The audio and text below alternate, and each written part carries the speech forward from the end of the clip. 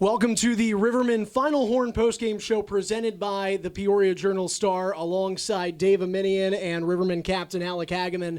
I'm Andrew Mossbrooks. You don't have a much better start to opening night to kick off the 2019-20 SPHL season. An overtime win, 3-2 for the Rivermen over Quad City. And Alec Hagaman, the captain, you get things started. Big goal, big fight. Take me through really just that first period.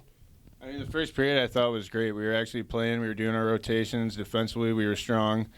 And, I mean, I think we created a lot. We probably had a good 6 or 7 scoring chances in the first period that we just didn't capitalize on. But, I mean, the first period was great, and then it kind of, you could see the kind of first game of the year kind of started falling off. But, I mean, we got the win, and that's the most important thing. That first minute of the game, you could have had 2 goals on the board potentially. That line you were on with Ted Hart and Jordan Ernst, it was an impressive unit. Yeah, I mean, those two are absolutely phenomenal players. So, I mean, I'm lucky enough to play with both of those guys. And, I mean, my job is really to try to get the puck to them and get to the net and get things happen. And on my goal, I mean, we were working hard. I got the puck, came up top, and both those two did their job and crashed the net. And I just threw it on the net and went in. Boy, in this league, 3-on-3 overtime, and you never know what is going to get called or not called.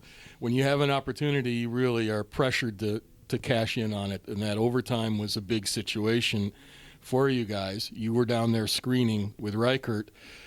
You didn't actually score that goal, did you? You're credited with it, but why don't you walk us through what happened?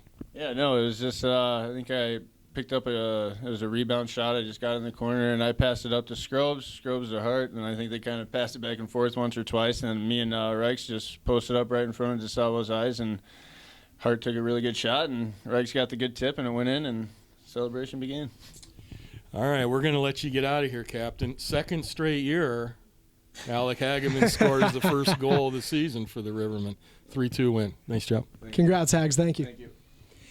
All right, we're going to bring in our head coach, Jean-Guy Trudel. Last game we saw him, he was sitting up top. Coach, this time you were downstairs. I want to ask, 2 power play goals, perfect penalty kill. What do you think of your team's special teams tonight? Special team was good. We have our process board. We have 5 things. I think special team's the only one we won, but I guess it was good enough for tonight. I always, for some reason, I'm always mad after the first game of the year every year. You know, it's scrambly. A lot of guys haven't played in 6 months. It's a tough process. We got some big bodies, and you could see after the first period we kind of, I always say this league is hard. You play 3 lines most of the game. We had 5 Ds, so guys got tired. But again, it's just building blocks that we're putting in, and I still thought we got better. The first period was an indicator that we can play the right way and have the right rotations. Cleve, you and I were talking in between periods. Coach, you're so good with detail, so maybe you and I don't see it, but we're talking and we're saying this Ted Hart kid is playing phenomenal. I'm sure there's something in everybody that you'd like to improve, but overall, what did you think of the only guy on your team who played his first pro game tonight? Yeah, I was really happy. I mean, when I got Teddy from Maine, the coaching staff over there said great things, and they were right. He came here, and the kid can fly. He's got an engine, and he's got a motor, and he's one of the only guys that his details, his routes were good all night. Even in the second, third period, he didn't quit. I mean, I think everybody else kind of fell back a little bit, but he's got a motor. The kid can fly. He's a good guy, and I think he's a great teammate. I think he just wants to win. You could see every detail is right, his block shots, and it was pretty impressive for a first game. That's for sure. Biggest thing you got to pick up now from this going forward? We got to get in shape. We got to be able to play 60 minutes. There's a lot of things. I mean, I talked to you, Andrew, the other day. You asked me, what are we at right now? I said about 35%. So you saw about 35% out there tonight.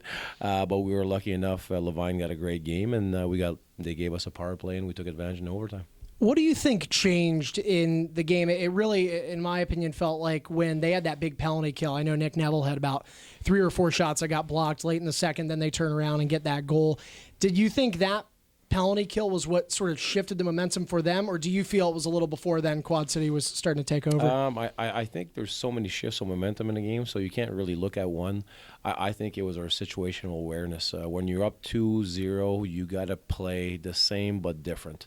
You can't give all man rushes, and I think our Ds they were all over the place. They were giving, guys were behind them. I always say you can't have a player behind you. We had a lot of times 2 guys behind 1 D. So when you do that and you're not really aware of anything on the ice, and it's normal actually. The first game of the year is always hard. I always say it's very hard to think at a high pace, and their situational awareness was not very good. And then when you're tired, you lose your legs. When you're really tired, you lose your legs and your brain right away. And then you can see it happen in the second, third period. Situational awareness of the clock too. You could see the Quad City making a little bit of a charge at you, and you're in that 2-minute range left in the period. Don't want to give up a goal there. No, we talked about it too before they got on the ice, and they still got behind us. And then even that first goal, you see it's a 2-on-2 coming down the ice, and we're not recognizing. We cannot focus on gathering info and knowing what we're supposed to do because guys are tired, so the oxygen's not going to the brain as much. And it was a clear 2-on-2. So if we gap up at the blue line, they can't even. But both goals we let guys skate all the way in behind the goal line and make a play, and that's just reps. We're gonna get our reps, and we're gonna get better. But yeah, we got the win. It wasn't pretty, and I always feel bad. I feel bad for our fans sometimes. First game of the year, pretty bad hockey.